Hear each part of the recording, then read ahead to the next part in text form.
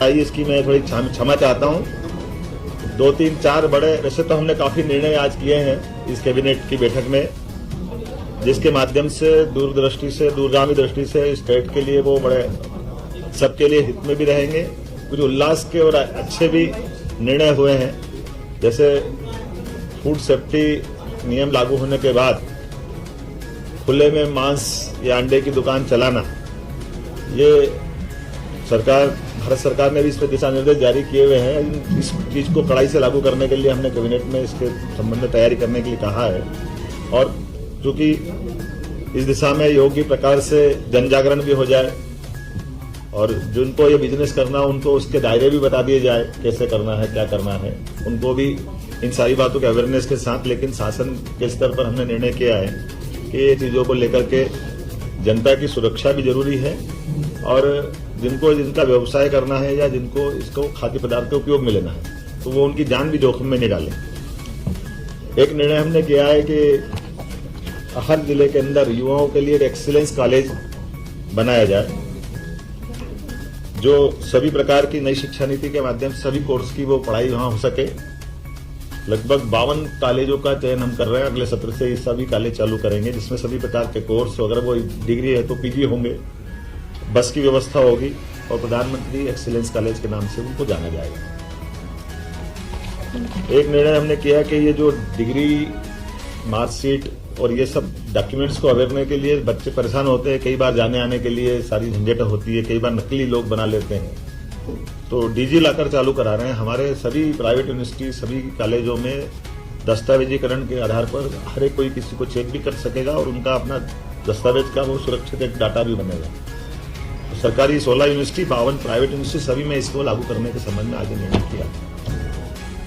एक आदतन अपराधी जो बार बार अपराध करता और छूट जाते हैं, इनके लिए होम डिपार्टमेंट से कहा है तो 437, 38, 39 के अंतर्गत सीआरपीसी में इन पे दंडात्मक कार्रवाई करते हुए उनकी अगर जमानत भी होगी तो जमानत निरस्त कराएं, ताकि क्राइम पे कंट्रोल करने की दिशा में लॉ एंड ऑर्डर की दृष्टि से बड़ा महत्व का निर्णय है।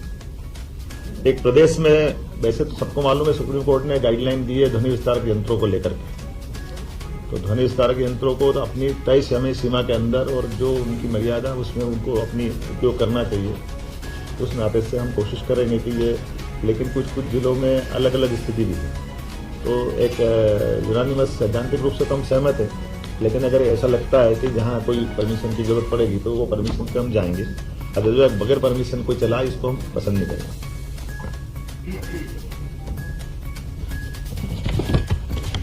साइबर तहसील तेंदुपत्ता संग्रहण के लिए 3000 की प्रति बोरा की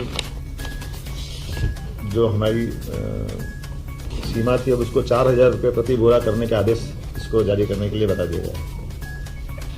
एक साइबर तहसील का दायरा भी 1 जनवरी 2024 से कोई भी अपना दस्तावेज का पंजीकरण कराता है, अर्थात रजिस्ट्री कराता है, तो अलग से नामांतरण कराने के लिए जाए वो परेशान हो, इसके बजाय जैसे रजिस्ट्रार ऑफिस में रजिस्ट्री कराएंगे उसी समय उसकी सारी प्रोसेस नामांतरण की भी हो जाए। तो ये एक सरलीकरण है, जिसके माध्यम से एक ऑलरेडी दस्तावेज बन रहा है, तो बार बार विभागों में नहीं जाना चाहिए, इसी अपेक्षा।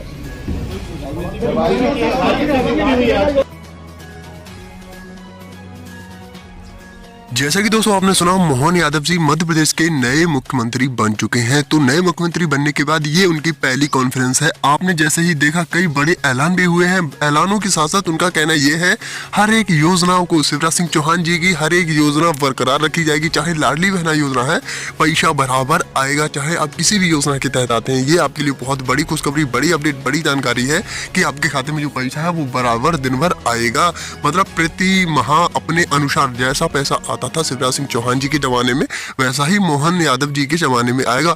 मोहन यादव जी ने कहा है, कोई भी लाभार्थी कोई भी योजना के तहत अगर आप आते हैं तो आपको टेंशन लेने की जरूरत नहीं है। आपके खाते में बरकरार जैसा का तैसा पैसा ट्रांसफर कर दिया जाएगा। आपके लिए बहुत बड़ी खुशखबरी है, नो टेंशन रहिए। जितने भी लाभार्थी टेंशन में हैं और इंतजार कर रहे हैं कि पैसा का, तो आपके खाते में बरकरार पैसा आएगा।